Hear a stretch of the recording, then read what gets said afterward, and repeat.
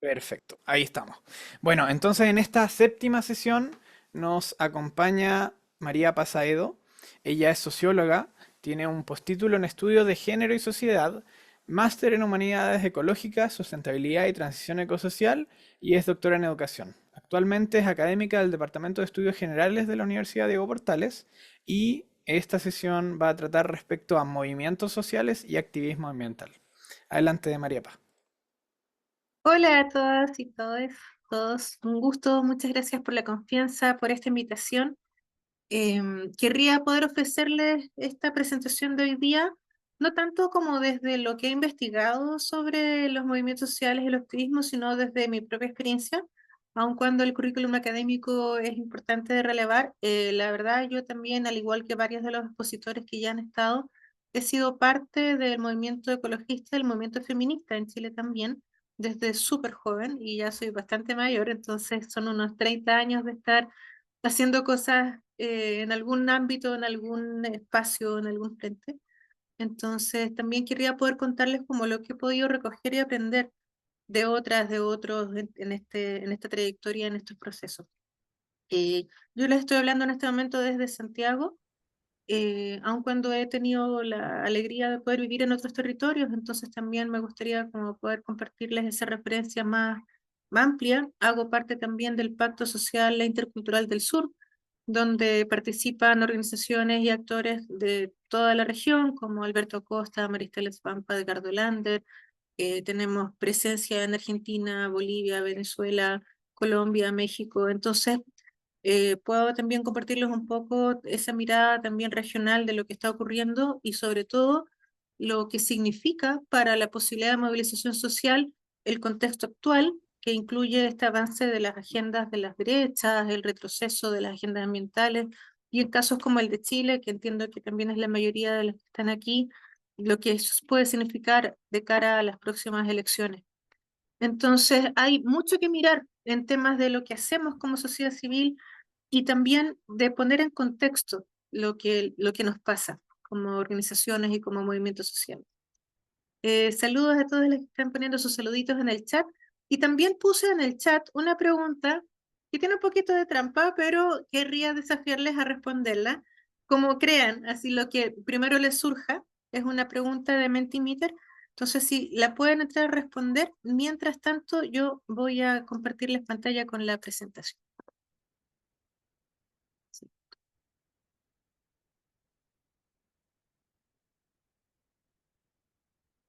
A ver. Ay, perdón. De repente me pierdo con tanta pestaña abierta. Ahí sí. Ya. Entonces.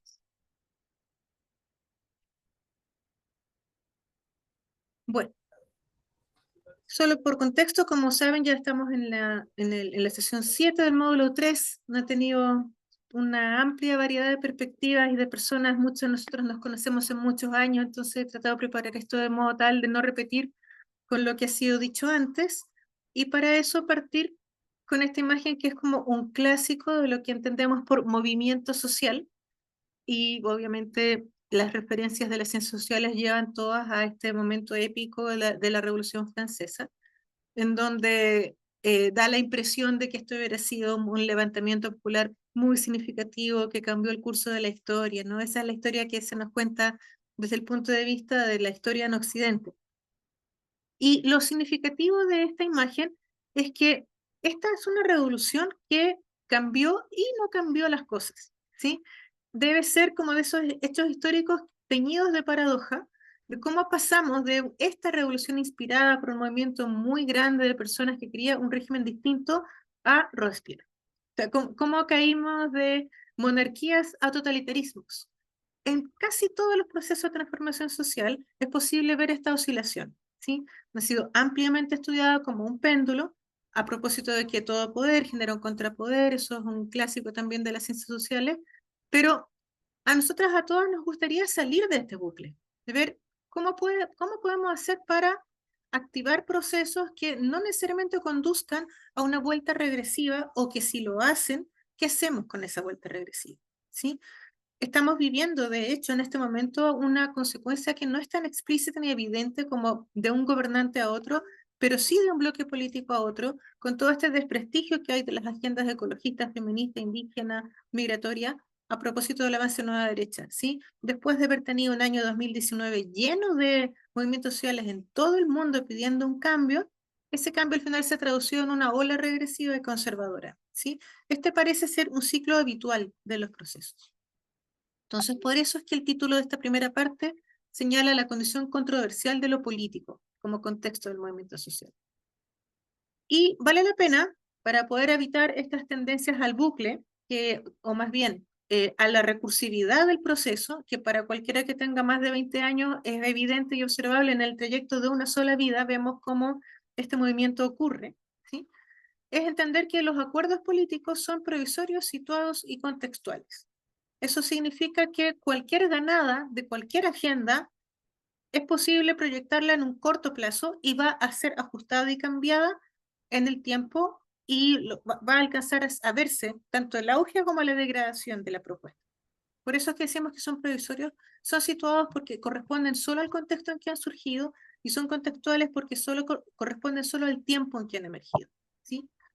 Por tanto, podemos afirmar que las controversias, las conflictividades son inmanentes a la convivencia social. Están siempre ocurriendo, ¿sí? Una confusión habitual en la que, sobre todo personas como yo que empezamos jóvenes, decimos como, queremos la solución definitiva, como que nunca más pase tal cosa. Y para mal que nos pese, ese nunca más, nunca es nunca, ¿sí? Perdón, Javier, ¿alguien quiso decir algo? ¿No? Ah, bueno. Entonces, decimos que la controversia es inmanente a la convivencia porque tiene esta condición transitoria, de que ningún movimiento tiene la capacidad de articular una solución definitiva en ningún aspecto, ¿sí? Lo que sí vemos es que cada vuelta del bucle cambia la circunstancia anterior, no se vuelve al momento igual, idéntico a cuando no lo había, ¿sí? Por eso es que decimos, por ejemplo, no estamos en el movimiento feminista en una discusión respecto de las demandas de derechos políticos como les tocó vivir a nuestras abuelas, a las sufragistas, ¿sí? Estamos en otro estadio, pero aún así vivimos esta oscilación de avanzamos un poco, retrocedemos. Entonces, eso es porque la controversia es inmanente, es una condición de la convivencia, no existe la paz total o la paz definitiva. Los estados y las políticas públicas además emergen de estas controversias. Si no fuera por esas controversias, la rigidez de las instituciones permanecería en el tiempo, ¿sí? Si no fuera por la Revolución Francesa, en efecto, habría continuado esa monarquía. Si no fuera por los movimientos de trabajadores y trabajadoras, se habrían mantenido los regímenes de explotación laboral. Si no fuera por el movimiento social, no habríamos conseguido ni derecho a voto ni nada, ¿sí? Entonces, los movimientos, las instituciones políticas se van ajustando en función del movimiento social y no necesariamente al revés. Esta es una cara menos visible de lo que entendemos habitualmente por lo político, que tiende a referirse a la permanencia de las instituciones en el tiempo y cómo regulan esta incidencia de los movimientos sociales. Y yo querría invitarnos más bien a decir que es al revés también, que son los movimientos sociales los que regulan y modelan y le dan forma a las instituciones por presión fundamentalmente, ¿sí? La fuente de esto es un autor clásico que es Marshall, que fue el primero en hablar de ciudadanía y clase social para afirmar esto, de que los estados en el fondo responden a los procesos sociales y no al revés, ¿sí? Y bueno, en ese movimiento, las controversias, esta empuje de los movimientos sociales hacia la institucionalidad puede o no ser escuchado, ¿sí? Y eso va a marcar la capacidad de respuesta y el nivel de conflictividad que se pueda generar. Si el Estado no escucha, la autoridad pública no acoge, no integra la demanda de movimiento, puede derivarse en conflicto y entonces la controversia pasa a ser un conflicto social severo, ¿sí? Y esto puede tener un carácter social en relación a derechos sociales, puede tener relación a derechos políticos y, como hemos visto más recientemente, en los últimos 50 años, digo por decir reciente, conflictos territoriales, en términos de lo socioecológico. En este escenario, en la relación que ocurre entre movimiento social e institución política, perdón, son las organizaciones de la sociedad civil las que median entre la fuerza del movimiento social y de los activismos y la necesidad de vehicular esto en un diálogo con la institucionalidad vigente, ¿sí? Entonces, este rol mediador de la sociedad civil pone a la sociedad civil en una encrucijada habitual sobre cómo incidir, qué negociar y hasta dónde ceder para poder avanzar con una agenda. Salvo que se trata de una revolución total, por lo general, y lo que viene ocurriendo en contextos democráticos, es que esta capacidad negociadora es lo que hace posible avanzar las agendas de tal manera que no se genere una escalada de conflictos que termine con la vulneración de los derechos y de la vida de las personas que encarnan los movimientos. O sea, a veces escuchamos que esta mediación parece ser como un retroceso, sobre todo cuando tenemos una expectativa muy alta en la agenda, pero lo cierto es que también cumple un rol regulador de la violencia que se atribuye al Estado, que también en la definición de la sociología es que, dado que el Estado se atribuye el uso legítimo de la fuerza, podría usar esa fuerza en contra del movimiento social, y eso es lo que hemos visto muchísimas veces, sobre todo en América Latina. Entonces, evitar esa escalada en donde el Estado no solo no escuche, sino que niega el movimiento, la sociedad civil tiene este rol como de regulación, ¿sí? Hay varios ejemplos, puse solo los que conozco en Chile para no hablar de más, de cómo ocurre esta encrucijada en relación a la agenda ambiental. Seguramente otros expositores les habrán mencionado algunos. Por ejemplo, el acuerdo de Chaguán, donde hubo muchas organizaciones del movimiento ambiental en Chile que condujeron a que los presidentes se comprometieran con una reforma a la institucionalidad ambiental y dio origen al Ministerio de Medio Ambiente, a la superintendencia y a tribunales, pues la Comisión Ciudadana Sindical Parlamentaria que generó una propuesta propia de reforma al SEA con funcionarios del Servicio de Evaluación Ambiental, eso significa la sigla, que pone un diálogo con funcionarios públicos también, y otros como la Sociedad Civil por la Acción Climática, que ha estado extendiéndose en todo Chile desde hace unos años ya para promover cuestiones como los acuerdos de acción climática, de transición socioecológica justa y varios otros elementos. Eso es cuando el Estado funciona más o menos, nunca es perfecto, muchas veces ocurre que se suscribe el acuerdo y después no se cumple y se genera ahí una controversia. Pero cuando el Estado falla, la escucha falla, se producen conflictos socioecológicos. Y algunos de los más clásicos, y seguramente ya lo vieron antes de mí, son las tensiones entre crecimiento y desarrollo, que están a la base de los conflictos entre movimientos sociales de defensa de territorios respecto de los proyectos de inversión y megaproyectos. Otra fuente de gran conflictividad es la crisis múltiple, la amenaza de colapso, que está a la base también de esta tendencia regresiva de querer conservar los pocos beneficios que puedo conseguir en este modelo económico y la necesidad de abordar las distintas aristas de la crisis con toda la complejidad de su dimensión política, económica, migratoria, social, ambiental, energética, etcétera. Las violencias estructurales y sistémicas que atraviesan los movimientos sociales, muchos movimientos sociales encarnan afectados por estas violencias y son los menos escuchados, son los más agredidos también. Tal el caso de las defensoras indígenas, de las defensoras ambientales en América Latina, hay países donde efectivamente la situación es alarmante y ha habido el último año toda una tendencia a reducir a la sociedad civil por la vía de ahogar el financiamiento de organizaciones sociales o de criminalizar a estas organizaciones, señalándolas como un peligro para la estabilidad de los estados y de la economía. Sí, eso es un fenómeno más reciente. Y bueno, otros como las limitaciones de la participación ciudadana, que bien conocemos en nuestros países que no es vinculante, entonces se genera una serie de consultas, preguntas que no tienen vehículo, no tienen salida en decisiones concretas sobre, en el tema de ecología política, por ejemplo, megaproyectos, afectaciones de los territorios, ordenamiento territorial y otros.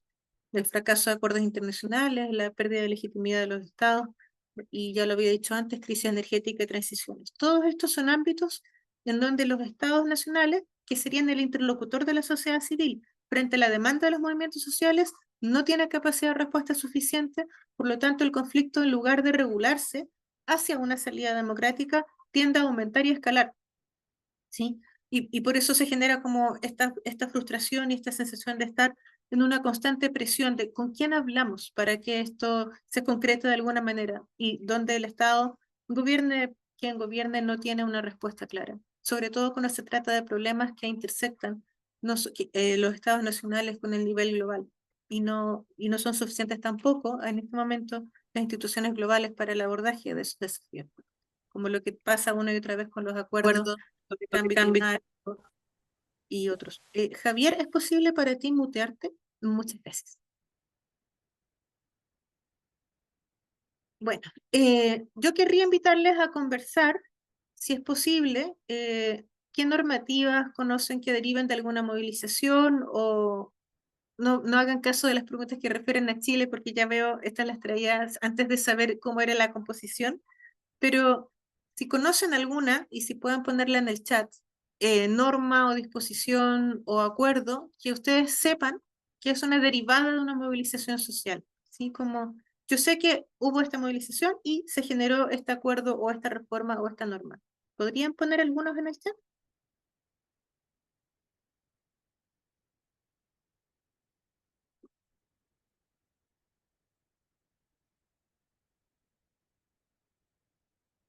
Escazú, sí, ese es un súper buen ejemplo. Ese es un ejemplo muy claro de una norma que, de no ser por la presión del movimiento ambiental en Chile, no habría existido, tal cual. Me imagino que ya lo saben, pero este es un acuerdo que obliga a los estados a proteger la vida de las personas que defienden territorio y efectivamente a nivel internacional eso es una derivada tanto de las movilizaciones como del efecto que tiene la indefensión, que se traduce en criminalización y muerte de muchas de las personas. ¿Algún otro? Estallido social y plebiscito. Sí, a pesar de los magros resultados de ese fenómeno en Chile, efectivamente no se habría llegado al plebiscito sino de no ser por el estallido social, claramente. La ordenanza de los urbanos en Valdivia, sí, es una derivada de todo el movimiento que se inició desde la denuncia de la contaminación del río Cruces hasta lo que estamos viendo ahora, humedales urbanos, fueron más de 20 años de lucha y que se tradujo finalmente en que por fin hay una ordenanza. ¿Sí? El indígena y el acuerdo imperial, sí, sin duda. Eso es una ganada después de tantos parlamentos, diálogos, comisiones, donde las comunidades indígenas tuvieron muchísima paciencia para poder llegar allí. Creatividad con Revolución Pingüina es un muy bonito ejemplo. Ese movimiento fue épico, ¿no? Muchos lo vimos como adultos, pero a mí me hubiera encantado ser adolescente en ese momento y haber podido participar. Sí. El baguazo en Perú, sí, también eso es un muy, muy buen ejemplo, porque sin eso no habría consulta y era básico, básico en los procesos de evaluación. Sí. Eh, Esos son buenos ejemplos, sí. El reconocimiento de los pueblos indígenas en Bolivia, claro, claro. Eso y su consagración en la Constitución, sí, muy, muy bien. Y el cambio en el reconocimiento de la titularidad de tierra, sí, súper importante. Los planes de contaminación, sí, sí. Si no fuera por la movilización de los afectados en zona de sacrificio, no existirían esos planes. Súper bien. No sé qué es la ley Piazzi. ¿Qué es la ley Piazzi?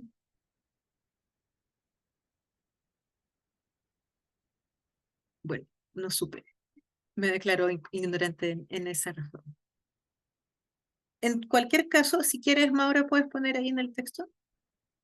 Eh, la creación del Ministerio del Medio Ambiente y el Tribunal Ambiental no está directamente relacionado con lo de Valdivia, sí, con lo de Río Cruces. Sin embargo, Acción por los Cisnes sí fue parte de las organizaciones que empujaron el acuerdo de Chagual, que es el que mencionaba al principio, que obligó a suscribir, más bien invitó, pero básicamente generó condiciones para que todos los candidatos de esa elección presidencial donde Bachelet fue elegida por primera vez, suscribieran el compromiso de hacer esa reforma, de subir el estatus de CONAMA a Ministerio de Medio Ambiente.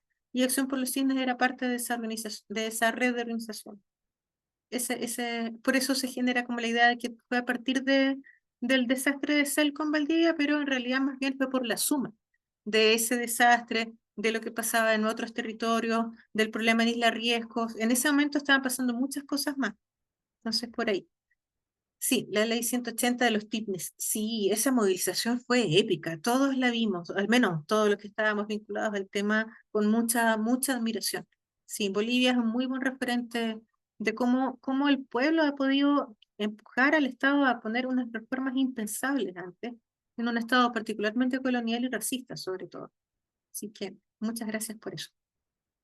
Eh, bueno, por ahí, ley de olores sí también, ley de humedales también. Todo lo que están señalando ustedes es una evidencia de lo que estoy diciendo. Entonces, está súper bueno que lo tengan a mano porque ahora vamos a mirar algunos casos emblemáticos de movilizaciones que han conducido a reforma y que tienen como característica qué han hecho, qué ha logrado esa reforma, tanto a nivel local como global, y qué estrategias se han utilizado, ¿sí? Esto es más bien en relación a, entonces, ya que entendemos cómo funcionan los movimientos sociales, cuál es la relación con el Estado y cuál ha sido un poco su trayectoria histórica y en qué estamos, en qué desafíos estamos, miremos ahora cómo lo han hecho movimientos con casos bien concretos, como por ejemplo el caso de la Oroya, ¿sí? Este es un caso dramático, es uno de los lugares más contaminados del mundo. Si hay gente de Perú acá, seguramente lo conoce o lo habrá escuchado. Y es por el procesamiento de plomo, cobre, zinc, arsénico y cadmio en la gran minería, ¿sí?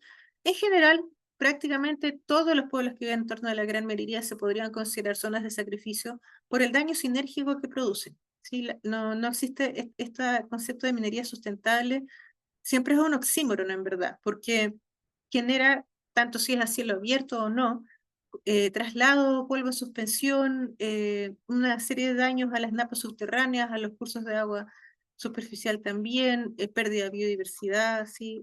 La minería no es inocua en ninguna parte, y aquí era particularmente severo. Entonces, lo que ocurrió fue que la ONG AIDA, la ONG internacional, acompañó a esta comunidad a presentar el caso a la Comisión Interamericana de Derechos Humanos, ¿sí? Entonces hubo 65 personas de la comunidad que participaron de la denuncia frente a esta comisión. La demanda se interpuso en el año 2006, o sea, la denuncia se hizo el año 2006 y pasaron 20 años para que la Corte Interamericana dijera efectivamente el Estado es responsable, ¿sí? Entre medio hubo controversias con la empresa, que si cerraba, que si no cerraba, que cómo operaba, que qué se hacía, si se desplazaba o no se desplazaba la gente, que si se la indemnizaba o no. Murieron personas en el camino dentro del grupo de demandantes también. Hubo muchísimos aumentos de los daños por enfermedades a niños y niñas también. Y finalmente la Corte Interamericana falló que era el Estado el responsable. ¿Por qué?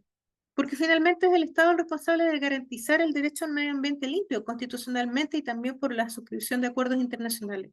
Entonces es el Estado el responsable de autorizar o no autorizar el funcionamiento de determinados megaproyectos en determinados territorios y por lo tanto se autoriza y falla la responsabilidad del Estado. Esto es un problema por lo general, porque uno podría decir, es que es la empresa la que debería compensar cuando ocurra algo así. Sin embargo, es el Estado el que también debe determinar la sanción a la empresa, porque cuando hay una demanda judicial, pasa por una demanda a los que resultan responsables, ¿no? Y si la Corte dice, los Estados tienen la obligación de garantizar ese derecho, el Estado debe tomar acciones para ejercer esa garantía, no la comunidad. Por eso es que aparece que hubiese una triangulación allí. Algo parecido a esto es lo que ocurrió en Chile con Quintero Ventanas y Puchuncaví, que este caso está en este momento en la Corte Interamericana, todavía no hay una resolución allí hasta donde yo entiendo, pero también se ocupó la vía de la denuncia al Tribunal Nacional, ¿sí? Y después de mucho andar, también son varios años, más de 15 años de demandas y de procesos, en este territorio fue la Corte Suprema la Nacional la que dijo que el Estado era responsable del mismo derecho que en el caso anterior de garantizar el derecho al medio ambiente limpio de las personas, ¿sí? Y tal como en Perú, en este territorio también había habido una serie de daños a la salud y al medio ambiente que se tradujeron en enfermedades gravísimas.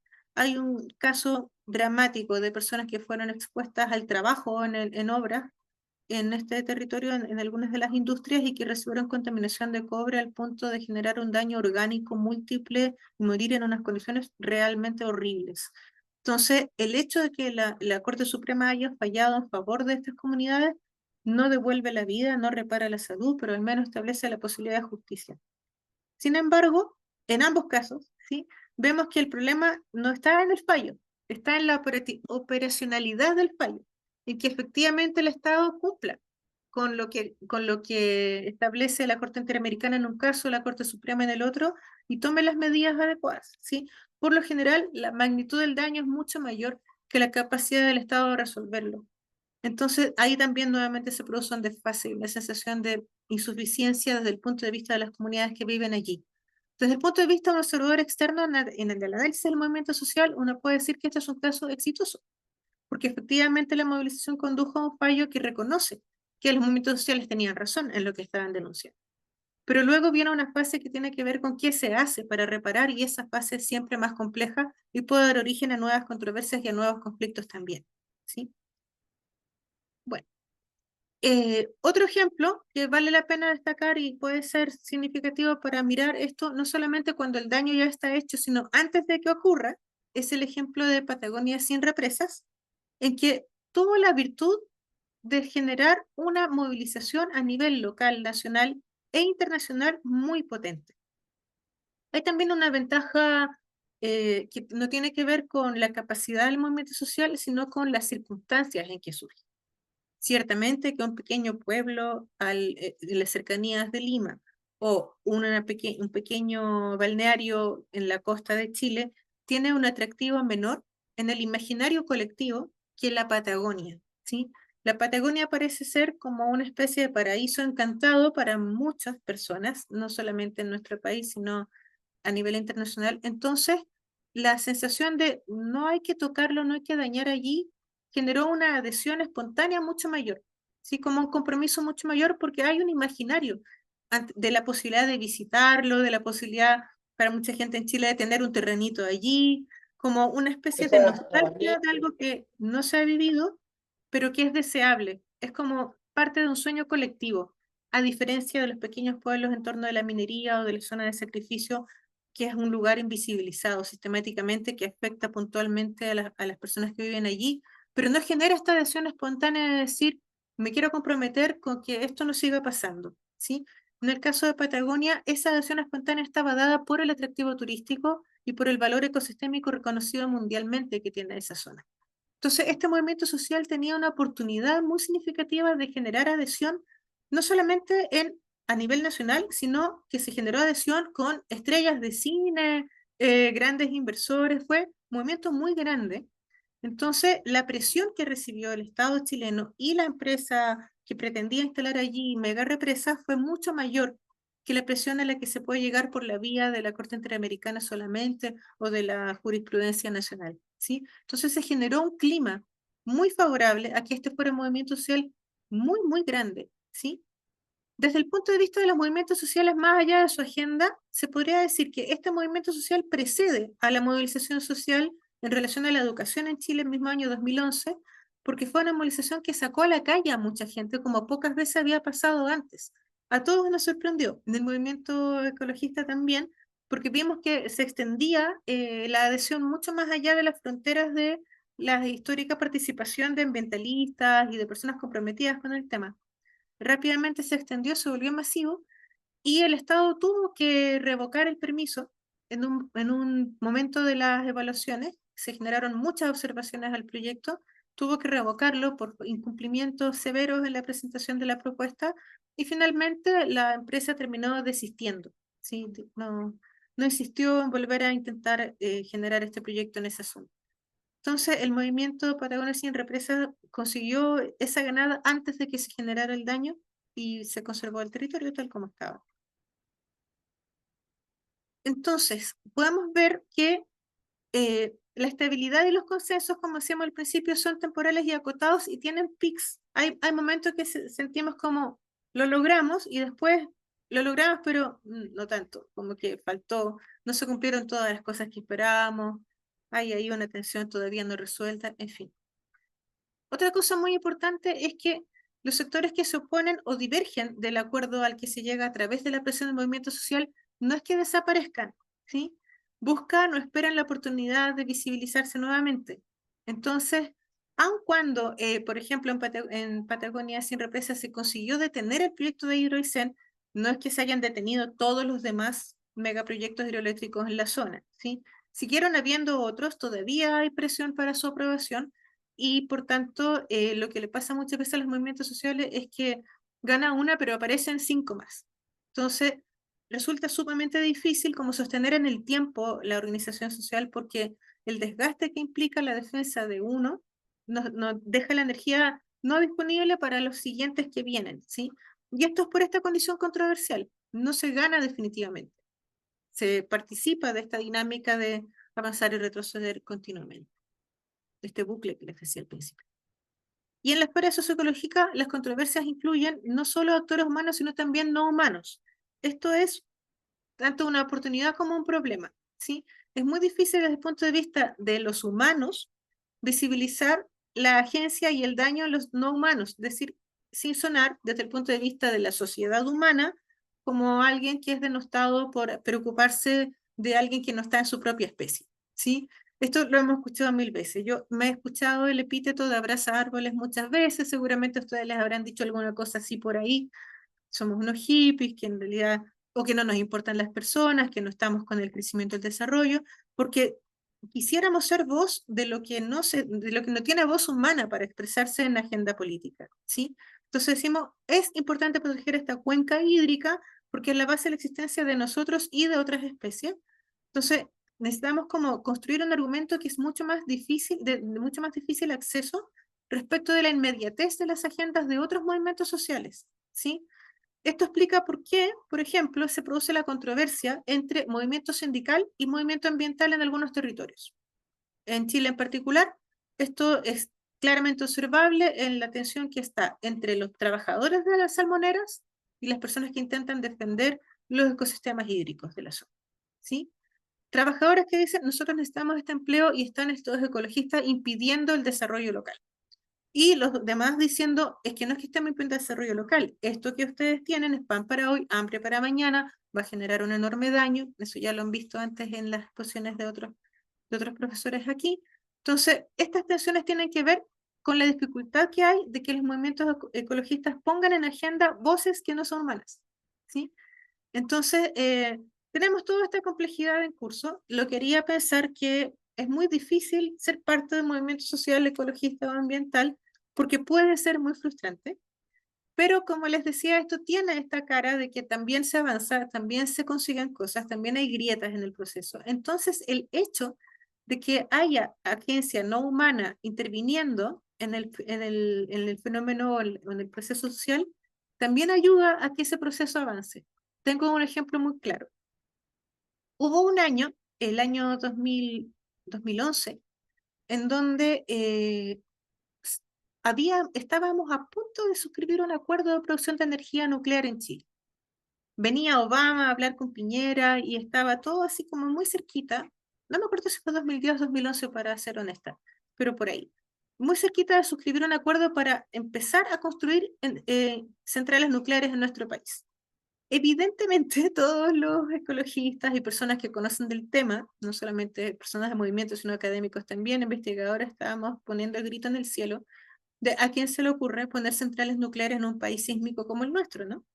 Entonces, no hallábamos qué más hacer. Ya en términos de incidencia, de campaña, era un tema que nos genera la adhesión rápida como la de Hidroicén, no es tan claro, hay que empezar a explicarlo, aunque es obvio que tiembla, el discurso de que no es súper seguro, funciona igual, también estaba presente, hasta que fue circunstancialmente, muy lamentablemente, obviamente, el terremoto en Japón. Sí, que donde se destruyó la central de Fukushima o se dañó muy significativamente y fue un desastre global. Solo eso detuvo el acuerdo en Chile. Fue esa misma semana. Como de no ser porque una fuerza más que humana, como un terremoto, puso de manifiesto el riesgo que esto podía significar, la agenda nuclear en Chile habría avanzado. Se detuvo porque hubo una influencia de esto que no es humano también en el proceso. El caso que ustedes decían de Valdivia también tuvo mucho que ver la agencia de los cisnes. Cuando digo agencia es como la capacidad de incidencia política que puede tener un actor no humano. La muerte de los cisnes generó un nivel tal de desagrado, porque los cisnes son hermosísimos, entonces verlos muertos era mucho más grave que ver morir la microbiota del desierto por una minera o ver morir algunos peces, ¿no? Los cisnes son como emblemáticamente bellos, entonces verlos caer muertos en plena ciudad generó un rechazo masivo y entonces eso generó mucha adhesión también en el movimiento de Acción por los Cisnes y se llamó así porque en realidad estaban defendiendo el humedal, pero al poner la acción por los cisnes era mucho más claro el énfasis en que se estaba protegiendo una vida que valía la pena cuidar y preservar, como la vida de estos seres hermosos. Entonces, a veces, esta, esta, eh, este entramado entre la agencia humana que defiende el territorio y la no humana, la defendida, que también tiene su propia voz e influencia, puede resultar favorable para el avance de una agenda ambiental y no siempre un problema por no poder expresarse, ¿sí? Entonces ahí vale la pena tener en cuenta que hay muchos lenguajes que se cruzan en los activismos y los movimientos que a veces conducen a que aumente, a que se potencie o se despotencie una agenda colectiva. En, por último, y como tercera parte de esta presentación, me gustaría hablar un poco de cosmopolítica, que es un concepto bien interesante para entender esos flujos y no deprimirnos por el alcance ni tampoco ser ingenuos con él. Pero antes de eso, me gustaría ver si pudieron responder eh, lo que les preguntaba en el Menti. Denme un segundo. Vamos a ver. Ay, ¿por qué no puedo? Ah, sí, ahí está. Esto es lo que ustedes dicen sobre qué hay que hacer para activar la movilización. Ya veo. Ahí se está actualizando. Entonces, las palabras que ven al centro, si conocen cómo funcionan las nubes de Menti, son las que se repiten más. Entonces, vamos a mirar. Educar, reflexionar, informarse, organizarse. Bien, pensamiento crítico, visibilizar el problema. Ya, solidarizar, propaganda. Usar la contradicción. Hacía tiempo que no escuchaba esa definición. Está interesante. Volver atrás. Tiene sus riesgos, tiene sus... Fortalecer la identidad, defender la alegría. Miren, eso suena como propositivo. Colaborar, no usar tecnicismos, comunicar, compromiso social. El horario de 8 a 6. Génesis, ¿quieres decir algo? Ah, no era para acá. Ver, experiencia de reunirse, atreverse a hablar, analizar la indignación, vincularse. Fíjense que en todo lo que aparece aquí hay principios que son activos y principios que son receptivos, ¿sí? Hay unos principios que dicen como que tenemos que ir a hacer algo, por eso la pregunta estaba puesta así como, si hubiera que hacer algo, ¿qué se puede hacer? Y otro tiene que ver con generar condiciones, ¿sí? Como condiciones para que las cosas ocurran. Entonces, reunirse, escucharse, atreverse, tiene que ver con generar unas condiciones favorables. Y otras cosas tienen que ver como con una intervención directa, de ir a decirle a otro algo, ¿cierto? Entonces, la pregunta tenía trampa porque esto nos pasa cuando entendemos el movimiento social desde una perspectiva con una metáfora orgánica. Déjenme entrar aquí un poco en una cosa que parece más filosófica, pero que es súper importante como para poder entender qué rol podemos jugar. Miren, cuando pensamos en movimientos sociales, eh, me corté un poco, ahí sí. Cuando pensamos en movimientos sociales, pensamos como en un organismo muy grande, por lo general. ¿Sí? Esta es una, la sociología tiene su origen en la biología también, entonces, por eso muchas de las personas en ciencias sociales tenemos referencia a esto, como hay un cuerpo, ¿cierto? Cuerpo y territorio, un cuerpo colectivo. Cuando hablamos de cuerpo, imaginamos una orgánica que parece ser como o un árbol o un rizoma, ¿cierto? Como con esta metáfora viva, ¿sí?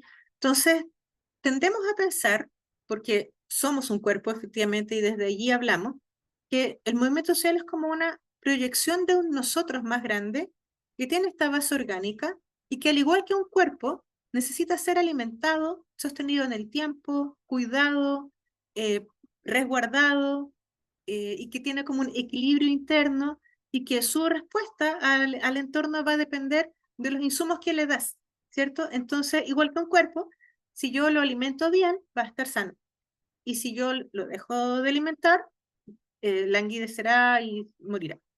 Entonces, pienso en un movimiento social como un cuerpo y digo, ¿qué condiciones tiene que tener este cuerpo para florecer?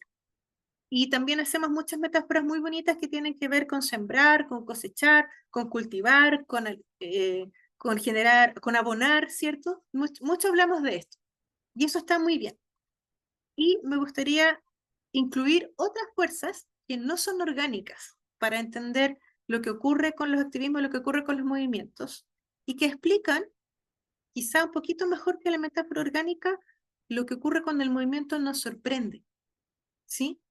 Sobre todo porque los movimientos sociales tienen ese componente de sorpresa, de irrumpir, de que no sabemos en qué momento van a fructificar, que no se explica solamente por la condición orgánica de siembra y cosecha, ¿sí? Hay un algo indeterminable dentro del movimiento social también, no excluyente de lo anterior, siempre podemos estar sembrando con mucha fe en que eso va a fructificar y efectivamente va a dar frutos, ¿sí? Porque así es. Todo lo que sembramos luego tiene consecuencias en la dirección que sea, ¿sí? Hay que estar muy atentos a qué estamos sembrando siempre. Pero no, lo que se cosecha no es siempre la suma de lo que se sembró, ¿sí? Muchos de los movimientos sociales tienen este componente de nadie se esperaba que ocurriera algo, como en este caso, y puse ahí la imagen para que no se nos olvide que eso alguna vez pasó, del estallido social. No significa que sea mejor cuando es imprevisto o que sea peor. No significa que por imprevisto vaya a durar más y tenga un efecto más grande que cuando es planificado. Solo quiero decir que el movimiento social no es solo algo que podamos planificar como para que pase algo, por eso la pregunta era medio tramposa, pero también quería ver qué veían ustedes de eso, sino que también muchas veces surge por algo que es una variante de la agudización de contradicción, que es como por acumulación de elementos que se combinan en un determinado momento de forma tal que producen el movimiento, ¿sí? Tiene más que ver con la alquimia, así como en un sentido muy clásico, que con la metáfora orgánica estricta. Esto es lo que vamos a llamar cosmopolítica del movimiento social, ¿sí? Vamos a extenderlo más allá de la metáfora orgánica para decir que es posible entender los movimientos sociales como una práctica situada de combinación de elementos. Cuando decimos que es una práctica situada de combinación de elementos, queremos decir que es algo que se experimenta, que sea, es un hacer, es una práctica, que es situada porque es contextual y que es de combinación de elementos porque reúne elementos de formas tales que no pueden ser planificadas por un solo individuo ni coordinadas por un solo sector, ¿sí? Sino son convergencias de muchos factores, humanos y no humanos.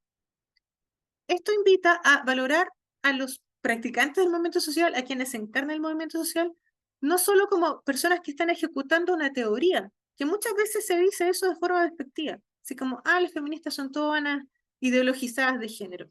No, es que los ecologistas en realidad son gente que trae unas agendas extranjeras que obedecen a esta cosa. Yo no sé en qué momento de la Agenda 2030 pasó a ser como una conspiración, así como hay una conspiración ecologista que quiere convertir a todo el mundo en homosexual, no sé. Estas relaciones loquísimas que están haciendo algunos.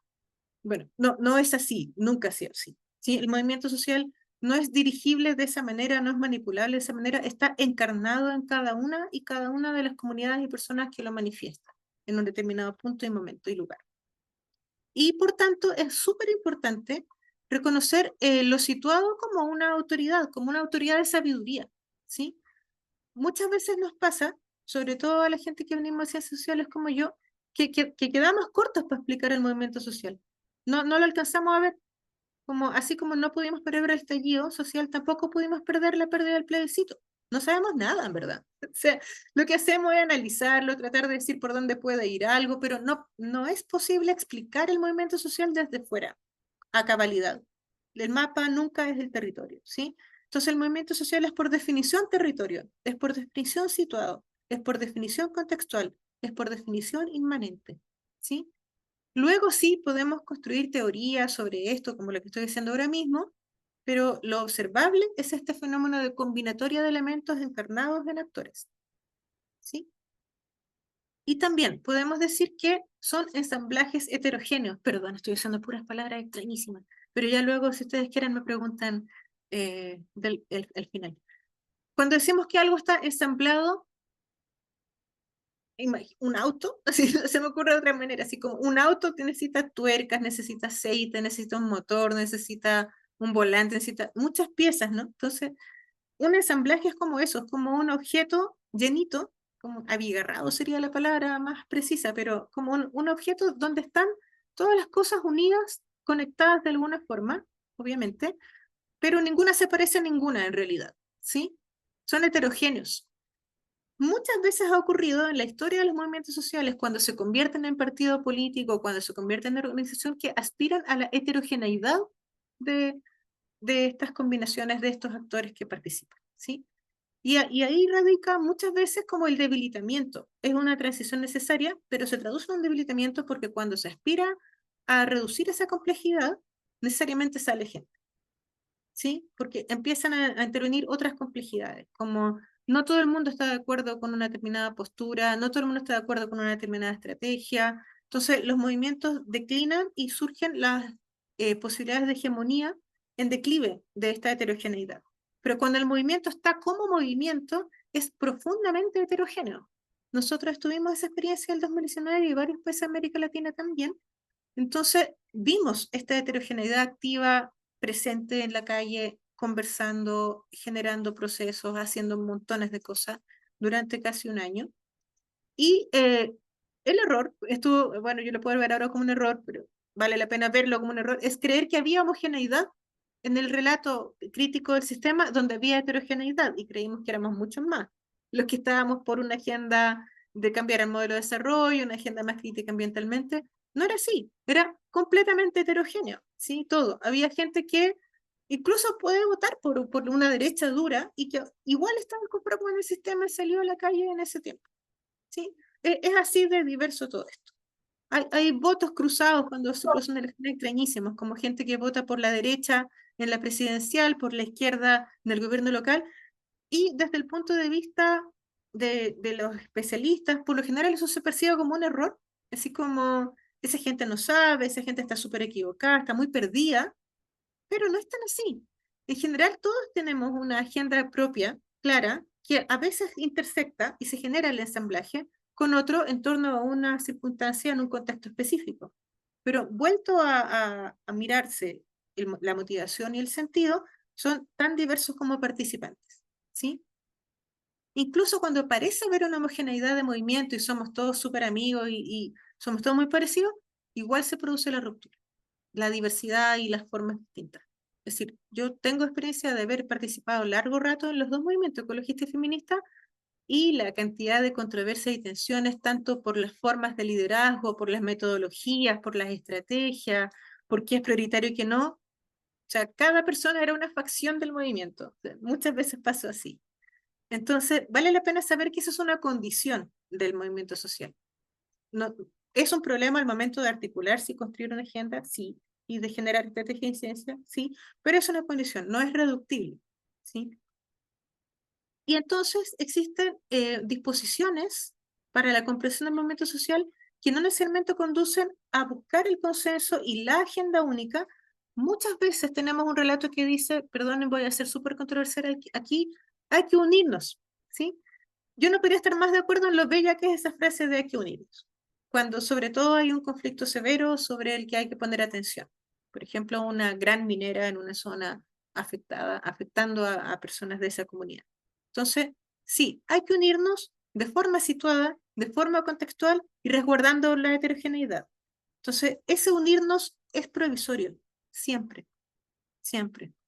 No existe el unidad para siempre, de modo que funcione para siempre. Cada vez que tenemos esa aspiración, eso se traduce en alguna dictadura en el mediano plazo. Entonces, eso es la hegemonía completa, ¿no? Como estamos todos de acuerdo, no se puede opinar nada distinto y se imponen.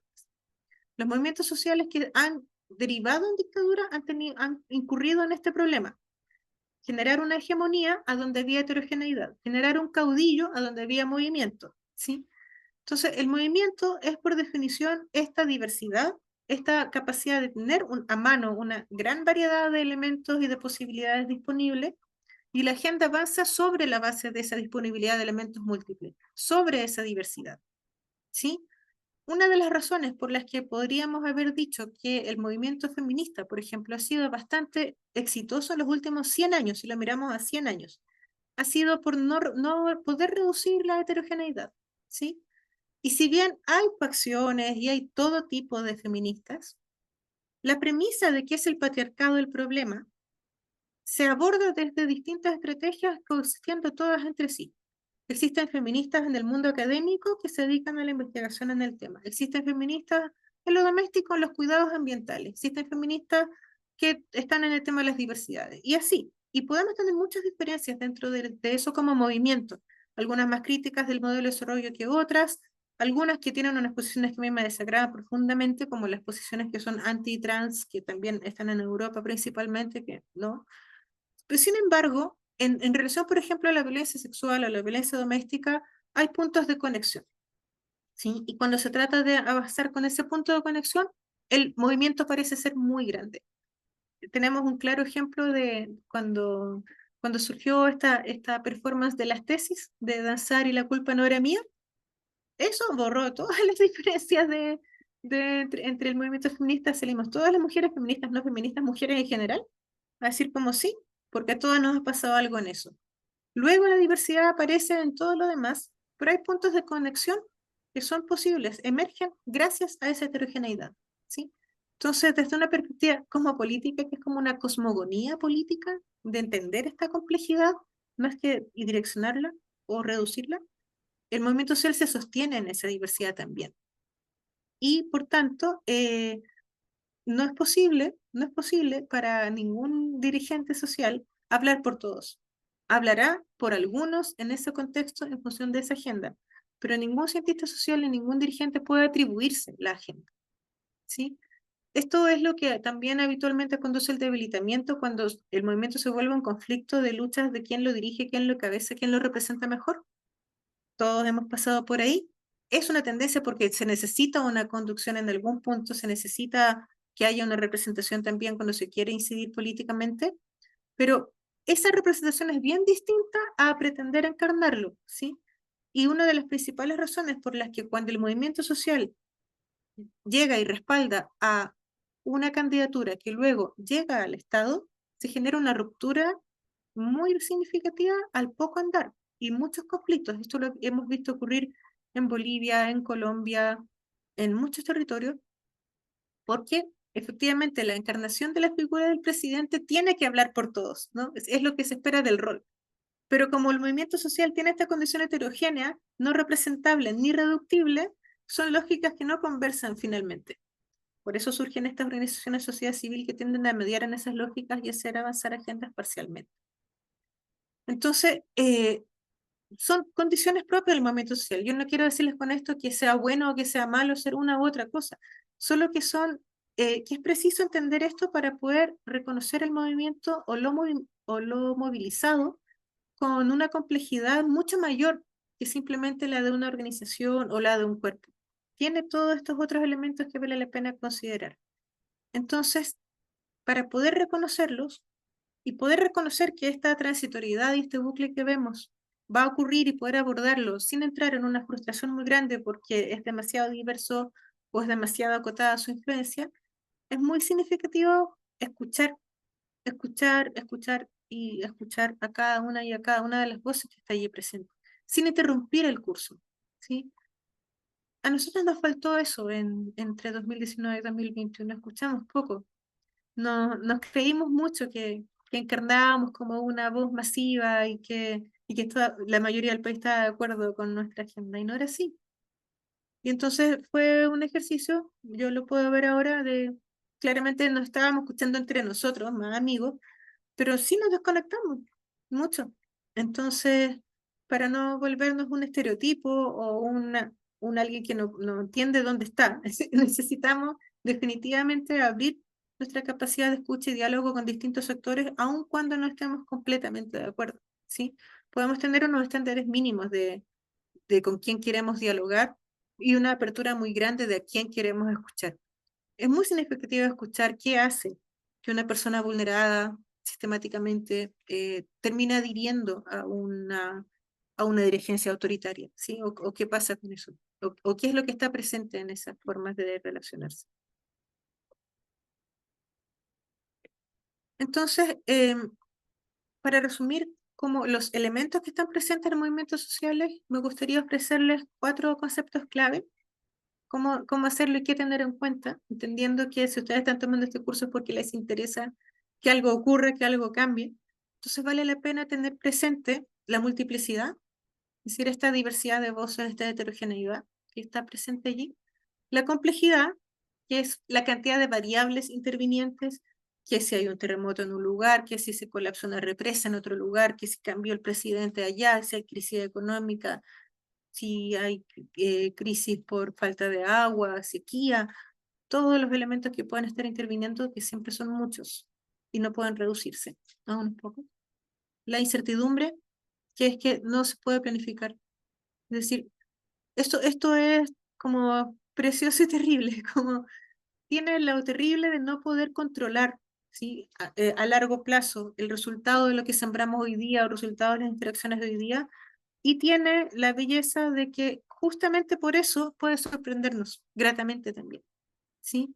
No es siempre como para mal la incertidumbre, como "Oh, no sabemos nada, es un desastre", sino que no sabemos también y está disponible la posibilidad de que emerja una salida, una propuesta, una iniciativa que pueda abordar alguno de los desafíos que tenemos. Y la posicionalidad y la situacionalidad, que es ser capaces de reconocernos desde dónde estamos hablando, desde dónde estamos mirando, y no dar por obvio que otros también lo están viendo así, ni tampoco omitir nuestra historia al respecto. Yo, por ejemplo, partí contándoles y partieron contándoles de mi currículum académico, por lo tanto eso ya me sitúa en una posición de privilegio, que es muy importante reconocer. Como yo no soy una afectada en zona de sacrificio, no puedo hablar por ellas, ¿sí? Por mucho que tenga amigas allí, nos conocemos hace muchos años y hay mucho respeto mutuo, ellas son la voz del sacrificio, no yo. ¿Sí? Yo puedo acompañarlas, puedo escucharlas, puedo reconocerlas, pero es muy necesario saber desde dónde estoy hablando, ¿sí? Y si les contara un poco más, se van a reír, y son estereotipos. Nací en Ñuñoa, todo este tipo de cosas, ¿no? Para los que vivimos en Chile es un chiste esto, porque Ñuñoa es la única comuna donde ganó la prueba en el plebiscito. Entonces somos la encarnación de lo, como ahora se dice, lo woke progresista, claro, feminista, ecologista, no como carne, o sea, todas esas cosas, ¿no? Entonces, esa es la posicionalidad, desde dónde habla uno. Y ser honesto con ella y no avergonzarse de ella y también reconocer el privilegio que puede estar implícito. Todos tenemos alguno, ¿sí? Incluso cuando nos sentimos afectados, yo no soy de clase alta, pero ni de cerca, y trabajo y de eso vivo, pero igual, por supuesto que es distinto ser académica que trabajar en una mina, ¿no? No me sumo al continuo de clase trabajadora de la misma manera, aun cuando también participo de ella, ¿sí? Es reconocer la interseccionalidad de las violencias también, porque el hecho de ser mujer, el hecho de ser hombre o el hecho de estar en un continuo de género diferente, también te pone en un lugar distinto al momento de hablar de los daños, por ejemplo. Entonces, esto es como ser capaces de reconocernos y de reconocer a otros en su contexto particular, dado quién está haciendo, y de forma también que no sea categórica y definitiva. Es como, es el reflejo de lo que esas personas y esa comunidad está haciendo en ese momento, no para siempre. Todo eso también cambia y también está sujeto a la transitoriedad. Querría mostrarles, a propósito de una investigación sobre esto, así como qué condiciones de complejidad, multiplicidad, incertidumbre y posicionalidad están presentes hoy en la sociedad civil. En el caso de Chile, se puede hacer este análisis para el resto de América Latina, pero miren, por favor, el nivel de complejidad en el que estamos viviendo como organizaciones de movimientos sociales. Esta es una investigación que hicimos con Fundación Ciudadanía Inteligente hace muy poquito, acabamos de terminarla, en donde vimos que lo que le está pasando ahora a los movimientos sociales y la razón por la que sentimos que la situación es crítica es que están viviendo una serie de debilidades internas asociadas a problemas socioafectivos, sobrecargas, problemas de gestión y problemas de liderazgo a la vez. Así como ese es el contexto de complejidad. Tiene mucho que ver con lo que pasó después del estallido social, la pérdida de los plebiscitos, y en el resto de América Latina hay resonancia también. Esto lo hemos visto en casi todas partes, como lo que ocurre con la falta de rotación de dirigentes, con la falta de financiamiento, con la falta de adhesión también por parte del resto de la sociedad organizada, por la fragmentación, por el desencanto, ¿sí? Hay muchos problemas de este tipo y eso genera también otros dos fenómenos, o sea, esas condiciones generan fenómenos como la competitividad también entre organizaciones, de pronto que necesitan recursos para poder existir y terminan compitiendo organizaciones que podrían ser afines, pero como los recursos son pocos, tienen que recurrir a las mismas fuentes de financiación, entonces genera mucha competencia interna. eh, y también genera el grave riesgo de cooptación de los movimientos y organizaciones, que es que dada esa precariedad termina teniendo que transar algunos aspectos de su agenda para poder acceder a formas de financiación o de sostenibilidad que les permitan existir muchas veces. Y también terminan teniendo que negociar cosas que no habrían negociado en condiciones de mayor libertad económica, sobre todo.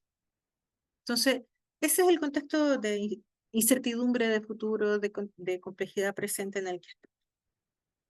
Como resultado de todas estas condiciones estamos atravesando una grave crisis de representatividad de los movimientos y de las organizaciones sociales. No estamos teniendo eco en lugares más profundamente carenciados o afectados por las consecuencias de este modelo. Y eso genera también tensión entre organizaciones y actores locales más de base Se veía y la jugar bowling. Claro. Ah, bueno. Por ejemplo, vemos que aquí es evidente que en el caso de América Latina, las organizaciones territoriales son, la proporción es más o menos como de entre 80-20 y 60-40, entre la mayoritaria son centros culturales, clubes deportivos, iglesias. Ese es el fuerte de movimiento social en nuestros países, ¿sí? Y aproximadamente en proporción de 40-60 o de 20-80, en el caso de Chile es como de 20-80, las organizaciones que tienen una agenda política, ¿sí? Las organizaciones ambientalistas, feministas, ecologistas. Cuando descubrimos este dato, que son datos del Estudio de Sociedad en Acción, para nosotras fue bastante sorprendente, porque uno tendería a pensar que el movimiento social o la organización está compuesto de gente con un gran compromiso político, una agenda clara o una idea respecto al modelo de desarrollo. No, en general, la mayoría de las organizaciones y movimientos se refieren a cuestiones muy puntuales, muy pequeñas también respecto de las grandes agendas globales y de las grandes agendas nacionales. Entonces, si nosotras que participamos de movimientos sociales que tienen esa perspectiva amplia, no conocemos y no entendemos esta sociedad civil organizada, generamos una brecha, ¿sí? Y puede haber mucha convergencia, más de la que creemos. De hecho, en territorios como zona de sacrificio, la relación con las juntas de vecinos locales, por ejemplo, es muy importante para que a nivel territorial haya una base suficientemente fuerte para presentar una demanda a la Corte Interamericana, por ejemplo. Que esa es de hecho la virtud de organizaciones como Musosare, Quintero, Ventana y Puchoncaví, que tienen una base territorial más sólida, que es simplemente una agenda en abstracto que quiere que está promoviendo, por ejemplo, la reducción de emisiones de carbono, ¿no? Es mucho más difícil territorializarlo. Pero si tenemos en cuenta que existen organizaciones de salud comunitaria, por ejemplo, que reciben niños y niñas afectados por enfermedades respiratorias. Y pudiéramos hacer ese link como, mira, esos picos tienen que ver con las emisiones de carbono. Por eso es tan importante los NDC, por ejemplo, por decir algo. Esos puentes son los que necesitamos tejer y reconocer como esas heterogeneidades, esa escucha es la que podría permitirnos abordar esa crisis. Hay una crisis de legitimidad a propósito de la brecha también, porque claro, si el movimiento ecologista está centrado en chicas como yo que viven en Ñuñoa y no conversan con el resto de las organizaciones, por supuesto que se percibe como una cosa abstracta, porque no tiene nada que ver con la vida cotidiana. Y no es así, eso es un estereotipo. Muchas de nosotros tenemos trayectoria en movimientos sociales, hemos estado allí, sabemos de qué se trata, pero en el contexto que estamos viviendo, donde se ha deslegitimado comunicacionalmente, esto en Perú está siendo súper terrible, las leyes que están sacando sobre regulaciones de sociedad civil son un horror, son de verdad una dictadura grave en este momento. Hungría también está siendo un país crítico en este sentido, ni hablar Estados Unidos cortando el financiamiento de todo, y en Chile también con todos los medios diciendo que las organizaciones sociales son corruptas, que hay que fiscalizarlas más y todo. Se ha generado como una desconfianza en el sector organizado que afecta a todos por igual, tanto las organizaciones con agenda temática como las territoriales. Y esa deslegitimidad también se ha traducido en que haya más precariedad en el funcionamiento. Hay menos financiamiento, hay fondos más restrictivos. Y algo que es muy significativo, que nos lo dijo en esta investigación, no solamente gente que es como del movimiento social, sino una investigadora de la Universidad Adolfo Ibáñez que hace el estudio de barómetro de filantropía. Decía algo que es muy importante tener en cuenta, no hay que dar por hecho la existencia de la sociedad civil, ¿sí? Sobre todo porque, si se recuerdan, la primera imagen que les mostré, este fenómeno no tiene más de 300 años, ¿sí? La existencia de movimientos sociales en relación a la existencia de un Estado al que interpelar es muy nueva en términos de desarrollo de la sociedad humana. Entonces, así como esto fue un proceso emergente y tiene 200 años y algo, la sociedad civil también podría tener una lógica caída y no necesariamente permanecer en el tiempo como una estructura social fija, ¿sí? Por eso es tan importante cuidar y proteger estos espacios de diálogo, de activación y de movilización, porque es lo que hace posible que las agendas de derechos y las democracias no puedan perdurar. Para eso, también es preciso tener en cuenta que lo que hace perdurar a los movimientos y organizaciones sociales es que tienen esta doble condición de articulación. Incluyen una dimensión rizomática, que eso podría resolver quizá las dudas que ustedes tienen, pero ¿cómo se articula esto si es todo tan diverso y es todo tan incierto y es todo... Bueno, hay una dimensión que podemos llamar rizomática, que es como con distintos nodos que se conectan de distinta manera en distintos momentos. Entonces algunos se activan en ciertas circunstancias, se desactivan como una red de neuronas, ¿no? Como un tejido de micelio también. Y está presente y está conectado, aun cuando no esté ordenado, ¿sí? Eso tiende a emerger y a estallar cada cierto rato, de formas que no podemos predecir. Pero también existen estas formas arborescentes, que son las propias de las organizaciones, que tienen una estructura, que tienen unas dirigencias, que tienen una representación y que tienen una agenda clara con unos proyectos, con unos plazos, con unos procesos, ¿sí?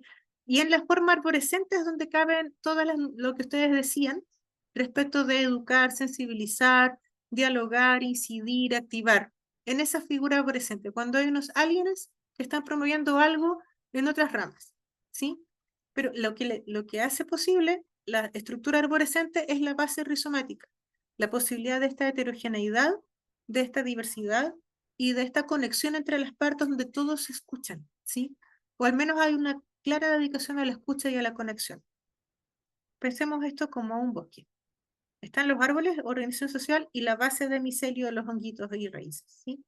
No puede existir una sin la otra, y lo que ocurre en el micelio no es solo orgánico, ¿sí? Está este intercambio químico de componentes, de recogida, de cosas que no necesariamente son humanas, no humanas, ¿sí? Hay de todo.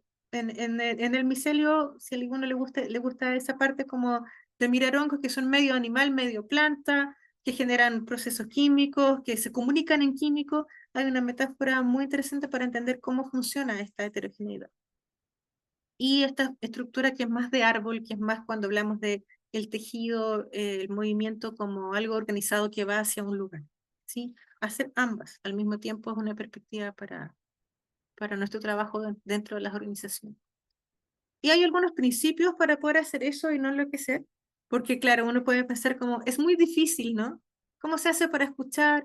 ¿Cómo se hace para conectar? ¿Cómo se hace para no imponer? ¿Cómo se hace para no caer en ser un estereotipo arrogante? ¿Cómo se hace para cuidar? Y al mismo tiempo hacer avanzar la agenda allí donde nos importa, donde está ocurriendo el megaproyecto, donde está avanzando la derecha, que son problemas muy concretos.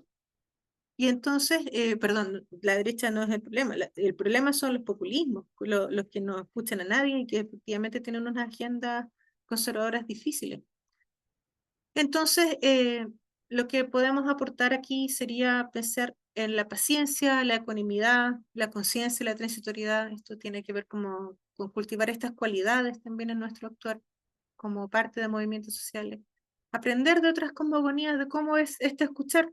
Las comunidades tojolabales de Chiapas, precioso movimiento y referencial movimiento social en México, tienen una palabra distinta para la palabra hablada y la palabra escuchada. Como hay una palabra que se escucha y una palabra que se oye, entonces ponen acento en las dos. Y tienen la idea de que conversar es como emparejarse, no ganarle al otro, tener el mejor argumento, lo más bonito, que es lo que tendemos a hacer nosotros desde la competencia, sino como de emparejarse, de que haya horizontalidad, de que surja no necesariamente acuerdo y convergencia, sino que sincronía, semejanza, reflejo. También entender que los movimientos sociales tienen la propiedad como de junco, ¿no? Son más resistentes cuando son más flexibles, cuando nos rigidizamos, y también nosotros, nos quebramos si se nos afecta, si nos duele algo, o si nos atacan. Cuando sentimos que perdimos el plebiscito, para muchos de nosotros se nos cayó una rigidez que teníamos de cómo pretendíamos que fueran ciertas cosas, ¿sí? Y fue súper doloroso. Pero fue menos doloroso cuanto más flexibles estuvimos a mirar como ya, ¿qué hay que aprender de esto? ¿Qué necesitamos ver? ¿Qué fue lo que no vimos? ¿Cómo nos reorganizamos? ¿Dónde puedo aportar ahora? ¿Qué es lo que tengo que revisar también? Y también el problema y el desafío de cuánto ceder sin perder esa capacidad de autorregulación. En biología eso se llama homeostasis, pero también estar al tanto desde las perspectivas de los cuidados, ¿sí? Que a lo mejor les toca ver esto en algún momento del curso. ¿Cómo lo hacemos para no entrar en esta especie de idea de salvación, de que yo voy a salvar a otros y a mí misma también, sino en dar lo que tengo para dar y no más de lo que tengo, ¿sí? Como cuidar ese nivel de sobrecarga, no sentirnos completamente indispensables, pedir ayuda, confiar un poco y si toca asumir, tocará asumir, pero no vivir en ese estado de emergencia, ¿no? Aun cuando las circunstancias sean muy difíciles. Y también no confundir tener información con saber, como tener el conocimiento no implica saber de qué se trata el problema. Yo puedo tener mucha información sobre los conflictos ambientales, pero no necesariamente sé cómo es vivir en ellos, no necesariamente por el hecho de tener la información, entiendo el territorio o entiendo la comunidad que vive allí, ¿sí? Y evitar la trampa de distinguir lo técnico de lo político. No existe saber técnico tampoco, como los datos no son neutrales, las estrategias no son neutrales, todas tienen una capacidad de incidencia política y por lo tanto se pueden leer políticamente. O sea, ninguna información es neutra, ninguna investigación es neutra, ningún discurso, ningún proceso formativo es neutro. Todo tiene carga. Entonces, estar atento a qué es lo que me están ofreciendo con este dato, cuál es la intención que está detrás y cómo yo también puedo ofrecer una interpretación, una mirada en ese dato que también lo pueda presentar desde el punto de vista de las agendas de movimientos sociales en función de lo que yo quiero mostrar. Por ejemplo, un ejemplo súper, entre comillas, técnico, es mirar las matrices productivas de los países, lo que se vende y lo que se importa, ¿sí?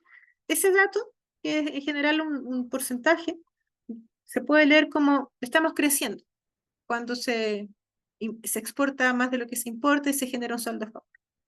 Sí, o se gana más en esa transacción, lo dije muy mal, pero me entienden lo que quiero decir. Cuando hay una ganancia en términos de Producto Interno Bruto, se lee estamos creciendo. Y podríamos decir cómo estamos creciendo, ¿dónde? ¿Cuánto estamos decreciendo en patrimonio ambiental por cada punto del PIB, por ejemplo? Entonces, ningún dato, ni siquiera ese, como de crecimiento del PIB, puede ser interpretado como neutral, ¿sí? Lo que no significa no tener datos y no tener evidencia, sobre todo en este tiempo como de posverdad. Estos principios, estos 6 principios que les traje aquí, no se agotan allí. Evidentemente, cada uno de ustedes, en función de su experiencia, puede tener y aportar otros y construirse como un pequeño mapa interior de una hoja de ruta, como de qué cuidar al momento de participar, escuchar, atender y activar movimientos sociales. Em, Me faltó una, perdón. Para finalizar esto, hay unas condiciones que podemos resguardar. Estas eran las condiciones como de principios, estas son como condiciones de infraestructura que necesitamos cuidar para que prevalezcan los movimientos, que no declinen y surjan allí donde no han surgido, que es tener en cuenta la importancia de una infraestructura material y simbólica que les dé soporte, es decir, lugar donde reunirse, instituciones que resguarden su existencia, leyes que permitan su funcionamiento, ojalá financiamiento, cosas que permitan estar, que se entiende también como un lugar de confluencia democrática, donde es posible escuchar la diversidad de voces y puedan expresarse allí en condiciones de respeto y cuidado mutuo, y que se entiende también como un fortalecimiento de agencia política. Muchas veces tendemos a pensar que el movimiento tiene sentido solo en función del fin. Yo querría rescatar el valor intrínseco de la movilización. Muchas veces no conduce al lugar que queríamos, pero el hecho de haberse organizado es un espacio de aprendizaje para la construcción de esta agencia y esta capacidad de incidencia. Muchas de las personas que han atravesado movimientos sociales donde a veces ha habido éxitos, fracasos y procesos varios, el hecho de haber atravesado por esa trayectoria conduce a una experiencia valiosísima para lo que sigue. Eso es lo que les traía. Disculpen lo muy largo, eran un montón de elementos. Voy a dejar de compartir. Y bueno, confío en que algo de esto les haga sentido y les parezca apropiado. Ahí hay un espacio a preguntas, creo. Ay, gracias por esos aplausos. Sí, gracias, Paz. Vamos a dar un espacio de preguntas, pero nos gustaría mucho aprovechar este espacio que tenemos a la cantidad total, yo creo que de participantes, para ver si les agradeceríamos mucho si pueden prender sus cámaras para poder sacar la fotito como oficial de la clase de hoy con la profesora y luego pasamos a leer, ¿cierto? Y a leer las preguntas y a dar pase también a quienes quieran levantar su manito y hablar a viva voz también, por supuesto. Muchas gracias por prendernos sus cámaras. Vamos a tomar la primera fotografía eh, a la 1, a las 2 y a las 3. Salió justo un monito riéndose, así que vamos a esperar un segundo en que salga. Ahí sí, ahora sí. 1, 2, 3. Voy a cambiar de pantalla porque hay muchas personas conectadas. Vamos con la segunda, con las más personas conectadas. 1, 2, 3. Y las demás cámaras están apagadas, pero ningún problema. Agradecemos a quienes quisieron prender sus cámaras. Y ahora entonces pasamos a la sección de preguntas que la ve también Matías. Sí, muchas Ujú. gracias Francisca y muchas gracias por la gran clase, María Paz. Una de las preguntas que teníamos era de Tamia Estudillo Rivera, que preguntaba a través de qué acciones concretas el Estado podría generar suficientes condiciones de cumplimiento del fallo. ¿Qué acciones concretas del Estado? No, no entendí, perdón. Sí, eso decía. A ver, a través de qué acciones concretas el Estado podría generar suficientes condiciones de cumplimiento del fallo. Debe haber sido alguna de las... Del fallo por lo de Quintero. probablemente, sí. Ah, ya, sí, eso tiene sentido. Bueno, si es que era eso, las condiciones Sí, de cumplimiento tienen que ver con la legislación ambiental, porque cualquiera que llegue a administrar este estado en estas condiciones va a encontrar restricción. Como hay cuestiones que no pueden hacerse porque la ley no lo permite.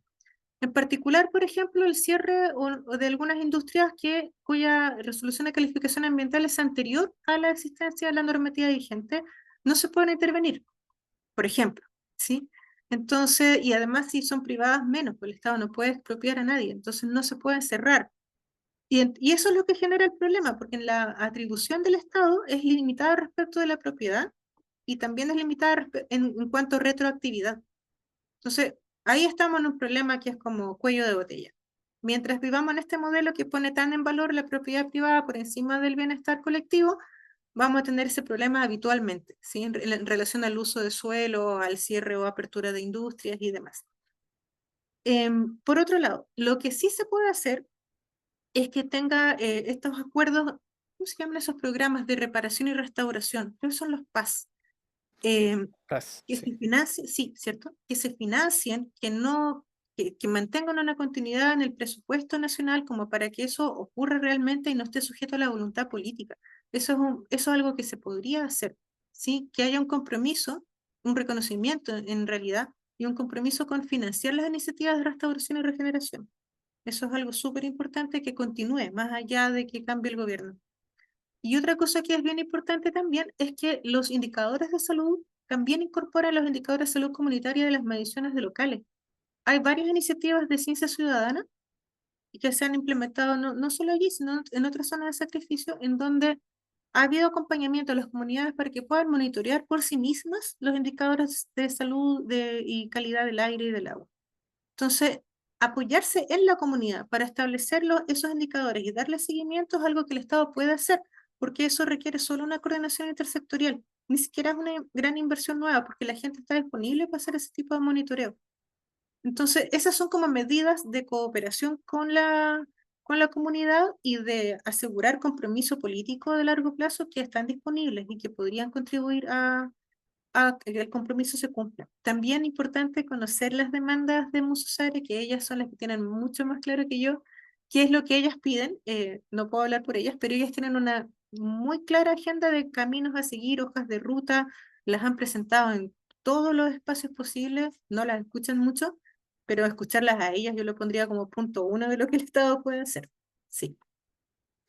Súper, muchísimas gracias María Paz. Vamos a dejar el espacio para una o dos últimas preguntas antes de cerrar y después tenemos un anuncio respecto a un evento que estamos organizando desde Zeus Chile con OLADE. Así que Si hay alguien más que quiera hacer una última pregunta.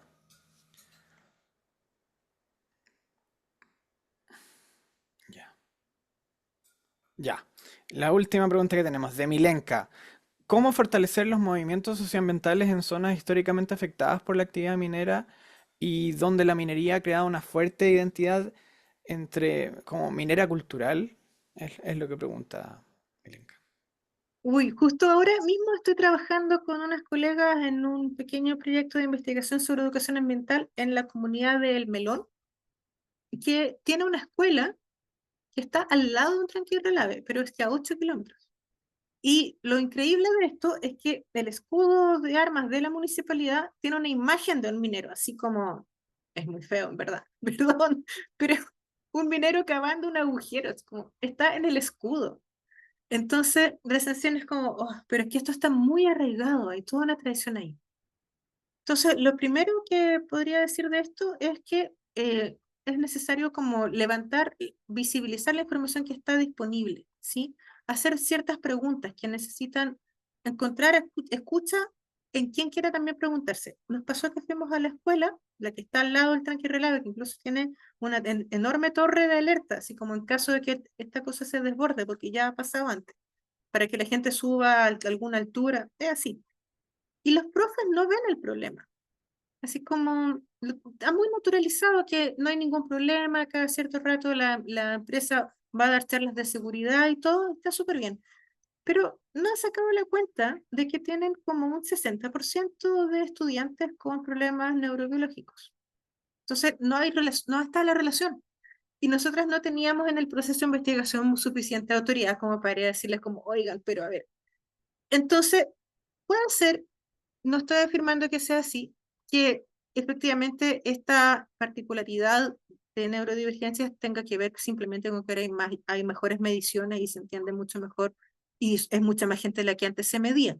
Sí, pero no me extrañaría, y es nuestra hipótesis, que el daño a la calidad del agua del estero que pasa al lado, que se sabe, la contaminación por metales pesados genera daño neurobiológico en niños, también está influyendo en ese porcentaje de alguna forma, que no es una relación espuria, se podría decir, que hay correlación. Entonces, a veces para la denuncia de casos uno puede decir que aunque no haya causalidad directa, hay correlación. Eso desde el punto de vista de lo técnico profesional. Desde el punto de vista de lo social, eh, es difícil, ¿sí? Es la posibilidad de construir identidad en torno a otros elementos, como poner en valor las buenas cualidades que están presentes en el territorio, muchas veces funciona. Porque esta identidad minera, por lo general, está masculinizada. Es la identidad que está asociada al trabajo de los proveedores de familia. Pero con tanta diversidad de familias, con la emergencia de otras formas, fuentes laborales también allí, de mujeres que trabajan en otras cosas, que no trabajan necesariamente en la minería, también surge otro tipo de identidades simultáneamente. Entonces, eventualmente hay una potencia allí de poner en valor aquello que también está presente, que no es solo minero, ¿sí? Porque ir en contra de una identidad minera es muy complicado, ¿sí? Pero relevando lo que diverge, lo que aparece, que no ocupe todo el lugar, por ahí se va sembrando algo que tiende a fructificar también. Eso es lo que se... Y hay Súper. una pregunta más. Y la Está última mirando. pregunta. Sí, la última pregunta de Javiera Moreno, que pregunta, ¿cómo visualizas la reconformación de movimientos sociales con la cooptación que generan las redes sociales? Bueno, esto es un desastre, ¿no? Como estamos todos atrapados en las redes, no queda de otra más que reconocerlas como un territorio también, donde se generan todo tipo de conflictos, desde efectos eco hasta adicciones severas y violencias varias. Entonces, el escenario es súper adverso porque no tenemos la misma potencia de generar grandes influencias de bots y todas las campañas que se hacen y las injurias. Es súper complicado. No podemos hacerlo solo. No es posible para los movimientos sociales, la sociedad civil, abordar el desafío de qué hacer con las redes sociales. Ahí necesitamos empujar a los estados, sobre todo, y a que haya mejores regulaciones, a que haya normas, a que haya criterios de resguardo. Solo nosotras, tratando de competir al espacio, no da, no es posible. Ahí necesitamos como una mirada todavía más grande, como un paraguas más grande que le dé contexto a esto, ¿sí? Porque si no, se llena de irregularidades el funcionamiento de la sociedad civil por la interferencia que producen las redes.